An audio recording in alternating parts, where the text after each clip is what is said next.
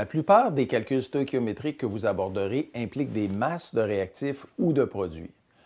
Certes, rien n'empêche de fournir des données d'un problème en volume ou même en pression s'il s'agit d'un gaz.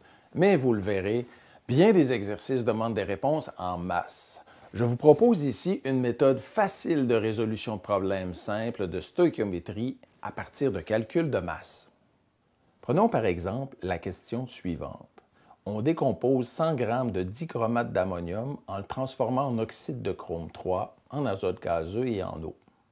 Calculez la masse de CR2O3 obtenue ainsi que la pression d'azote si la réaction se fait dans un ballon de 2 litres à 300 degrés Celsius. L'important dans ce type d'exercice est de planifier un bon plan d'attaque. Ce n'est pas tout d'insérer des données dans une formule, encore faut-il toujours garder en tête ce qu'on cherche et ce qu'on nous fournit comme données de départ. On doit aussi regarder les unités des données du problème et celles des réponses désirées. À la lecture de l'énoncé, on voit qu'on fournit la masse du réactif et qu'on désire la masse et la pression des produits. La première chose à régler tout de suite est d'équilibrer notre équation, car elle nous servira de référence pour nos calculs. On peut obtenir l'équation équilibrée soit par tâtonnement ou par la méthode algébrique comme on vient de le voir. On obtient l'équation suivante.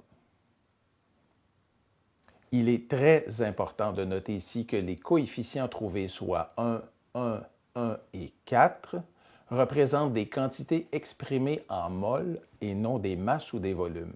Et comme la quantité de réactif est exprimée en masse et que les produits sont demandés en masse et en pression, nous aurons assurément à transformer certaines unités. On peut résoudre un tel problème de diverses manières, mais je vous en propose une très simple qui fonctionne bien. Il s'agit simplement de réécrire l'équation équilibrée non pas en mol, mais en masse, et par la suite de faire un simple calcul de proportion. Ainsi, à partir du tableau périodique, on trouve que 1 mol de NH4,2CR2O7 a une masse de 252,065 g, 1 mol de CR2O3 a une masse de 151,990 g, 1 mol d'azote correspond à 28,013 g et 4 mols d'eau ont une masse de 72,061 g. À partir d'ici, il ne nous reste qu'à faire des calculs de proportion pour déterminer les masses des produits obtenus.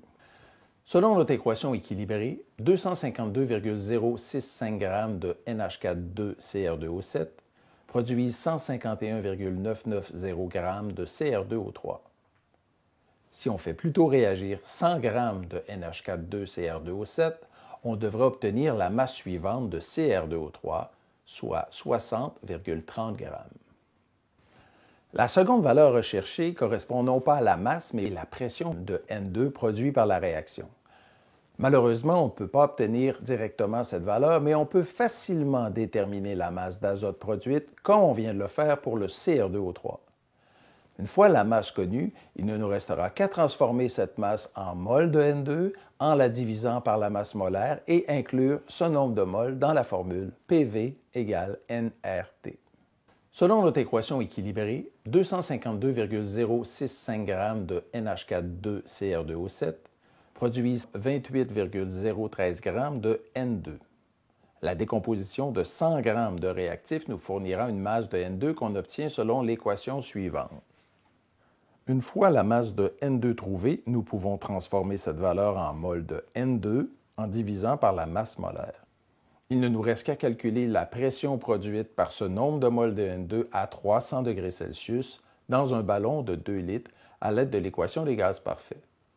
La pression obtenue est de 945 kPa.